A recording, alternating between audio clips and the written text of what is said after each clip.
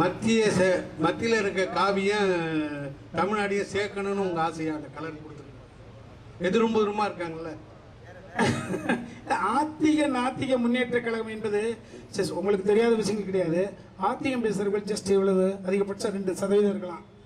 அவர்கள் ஒரு அரசாங்கத்தை தீர்மானிக்கிற இடத்துல இருக்காங்களா இல்லைன்னு தான் பதில் வரும். நாத்திகம் பேசுகிறவர்கள் ஆல்மோஸ்ட் 2% தான் இருப்பாங்க. அது அவர்களே ஒத்துக்குவாங்க. அவர்கள் ஒரு அரசாங்கத்தை தீர்மானிக்கக்கூடிய இடத்துல இருக்காங்களா இல்ல. இது 98%. ஸோ அப்ப நம்ம அப்படி வச்சீங்கன்னா அது பெரிய ஒரு டாபிக். பெரியார் ஐயா அவர்கள் நாத்தியம் மட்டும்தான் அவர் சொல்ல, பெண்ணுரிமை சொல்லியிருக்காரு, கல்வி சம்பந்தப்பட்ட விஷயங்கள் சொல்லியிருக்காரு, தாழ்த்தப்பட்ட குடியானவன் பெரியார்ட்ட இருந்து பேரறிஞர் அண்ணா அதற்காக இருந்தாங்க. நம்ம சொல்லக்கூடிய தத்துவம் கொள்கைகள் எல்லாம் மக்களிடம் கொண்டு போய் சேர்க்க வேண்டும் என்றால் ஒரு உழைப்பாளியும் ஒரு அடிமட்டத்தை ஒரு கூலிக்காரன் ஒரு சட்டமன்ற உறுப்பினராக வேண்டும். அடுத்த கட்டத்தில் போக வேண்டும் என்றால் அதிகாரம் தைக்கப்பட்ட வேண்டும் என்று சொன்ன அங்கேருந்து பதில் சொல்ல வேண்டிய அவசியம் இருக்கு.